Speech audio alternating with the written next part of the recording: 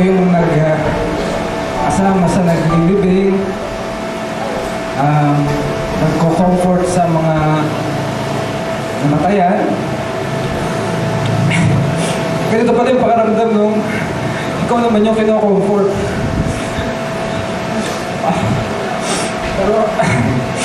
Pero salamat po sa inyo. Kasi kahit mahirap ay masarap pala ng pakaramdam nung ikaw naman yung niyayakap, ikaw naman yung sinasabihan ng lakasan mo ang loob mo. May sinabi po ang Panginoon, naalala ko sa Panginoon Isus sa Biblia, na ano man ang gawin ninyo sa maliliit na ito ay ginawa niyo rin sa akin. Tama po yun, ang lahat ng ginagawa natin na mananampalataya ay para sa kalulatian ng Panginoon, para malugod ng Panginoon. Tama po yun.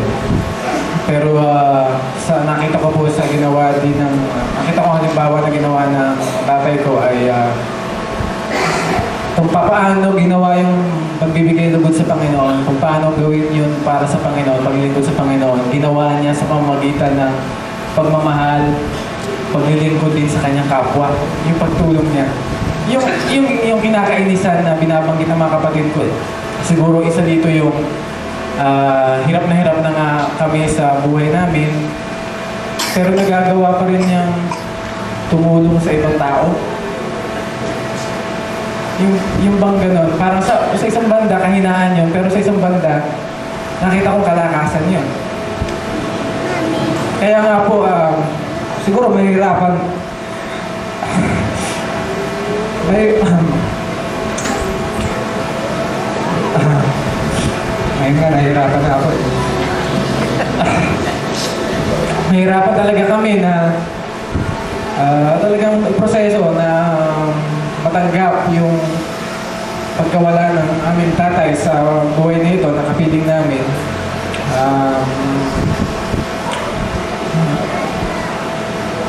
At siyempre, mamimiss talaga na nalulungkot kami na hindi na namin nakapiling ng tatay namin. Pero, naalala ko yung sinabi rin ng Panginoon ng Panginoong Jesus Sabi niya,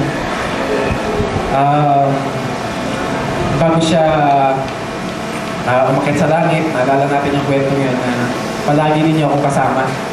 Hindi, naalala kong may connection yun sa sinabi niya, ano mang gawin niyo sa maliliit na ito, ginawa niyo sa akin. Napansin ko dun sa burol, sa pagdating ng mga tao, yung pagsasabi nila kung ano yung nung nabubuhay pa tatay ko, ano yung ginawa niya. Nakita ko doon na pambihira, yung palang hindi lang alaala, kundi yung mga ugali, yung mga pagpapahalaga, yung mga paniniwala ni Pastor Oscar Alvarez ay hindi mawawala. Lagi nating makakapiling yung mga bagay na yun. Habang tayo ay tumutulong sa kapwa natin, habang tayo ay mamahalan, nakikinig sa mga problema ng isa't isa, parang parang ang tatay ko, si Daddy, marami siyang frustration. Meron siyang mga gusto gawin. Hindi niya magawa minsan. Maganda yung hangarin niya. Pero ang nakita ko, ang nangyari dito, parang dinelegate niya sa akin.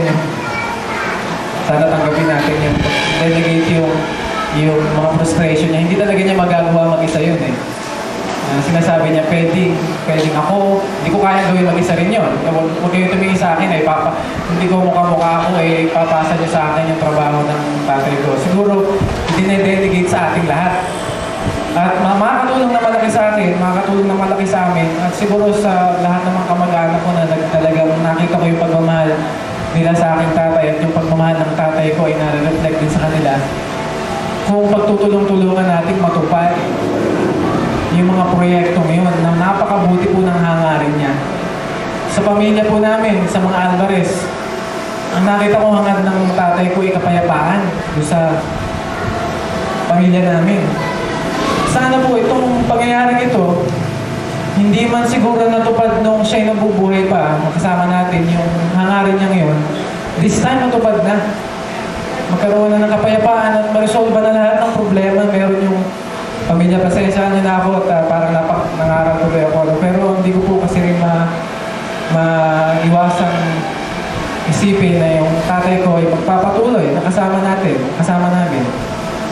Kung yung mga gusto niyang gawin, yung mga pagpapahalaga niya, paniniwala niya ay atin kung pagpapatuloy. Mas effective nga ngayon dahil nakikita natin yung mga kahinaan niya eh. So maiko-correct na natin siguro kung ano man yung hindi natin gusto at ginawa niya noon. Yung hangarin naman yung punto na doon. Kaya salamat sa pinatasan bilang unang anak. Una po sa lahat sa taong to na ngayon, salamat sa 35 taon na naging tatay ko siya, na kasama ko. Siya pa rin naman yung tatay ko kahit patay na siya. Kaya lang, yung susunod na 35 years ay magiging inspirasyon siya sa akin.